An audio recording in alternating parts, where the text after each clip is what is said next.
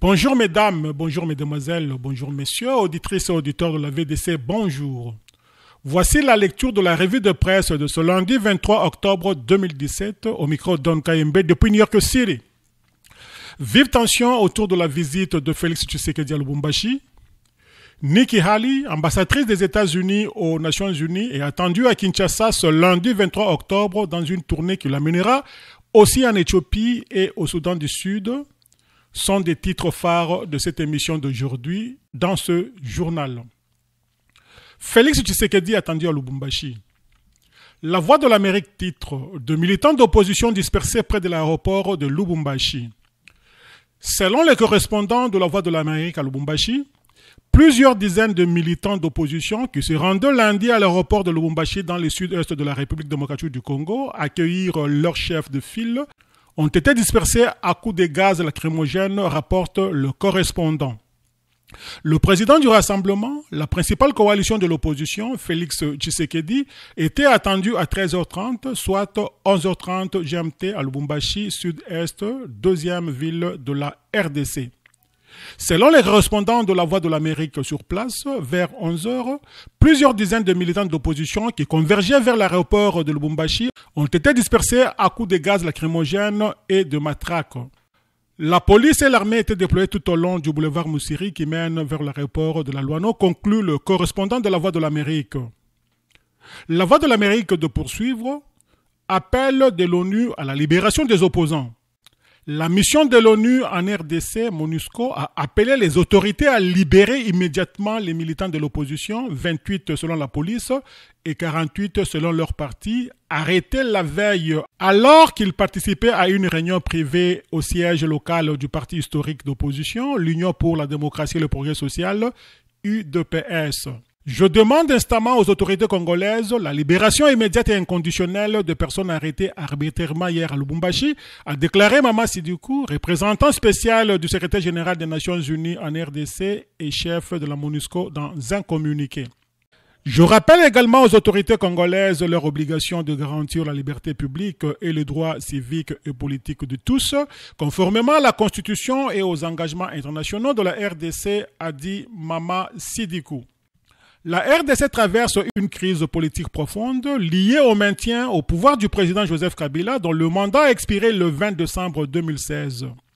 La Constitution ne lui permet pas de se représenter mais l'autorise à rester en fonction jusqu'à l'élection de son successeur. Le chef de l'opposition congolaise, Félix Tshisekedi, a dernièrement qualifié de déclaration de guerre au peuple congolais l'annonce du président de la commission chargée d'organiser les élections en RDC, Corneille Nangaa, selon laquelle il n'y aura pas d'élection pour la succession de Joseph Kabila avant 2019, rappelle La Voix de l'Amérique. RFI sur le même sujet titre RDC, avant l'arrivée de Tshisekedi, des opposants arrêtés à Lubumbashi.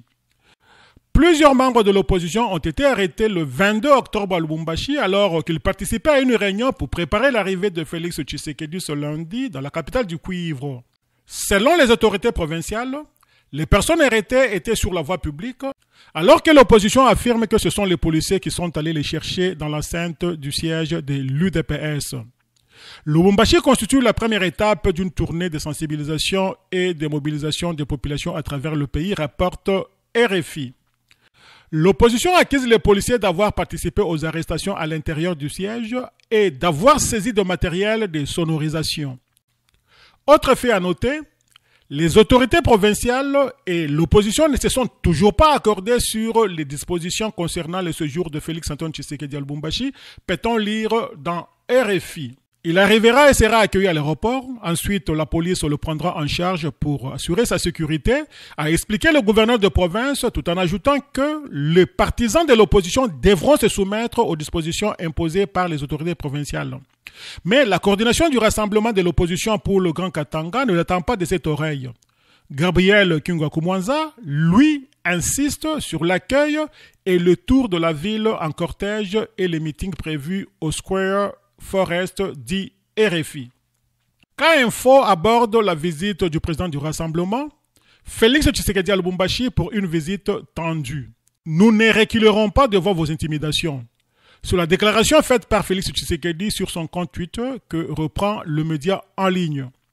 Le président du rassemblement est annoncé dans la capitale du Haut-Katanga alors que les autorités ont interdit toute manifestation publique. Ce que déplore Félix Tshisekedi sur un ton ironique sur l'admission de la RDC au Conseil des droits de l'homme de Genève.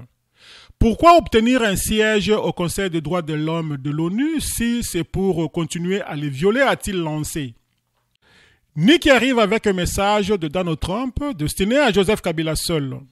Dans sa livraison de samedi, le potentiel revient sur l'arrivée aujourd'hui de l'ambassadrice des États-Unis aux Nations Unies et titre manchette « Arrivée de l'ambassadrice américaine Nikki Haley à Kinshasa ».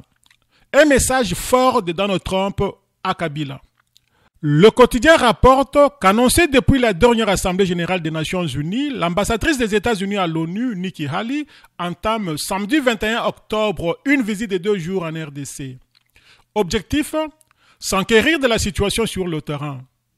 À Kinshasa, 2 rencontres sont inscrites dans son agenda, l'une avec le chef de la MONUSCO, l'autre avec le chef de l'État Joseph Kabila, à qui sera transmis le message du président américain Donald Trump. Puis rajoute le journal, l'ambassadrice des États-Unis à l'ONU va s'envoler pour Goma afin de palper de doigt la triste réalité qui sévit dans cette partie de la RDC. RFI rapporte Nikki Haley en Afrique pour revoir les conditions de l'aide américaine. Nikki Haley, l'ambassadrice américaine aux États-Unis, est en Afrique jusqu'au 28 octobre. Elle sera en Éthiopie, au Soudan du Sud et en République démocratique du Congo où elle doit rencontrer des réfugiés, la société civile, des casques bleus, mais aussi les dirigeants de ce pays.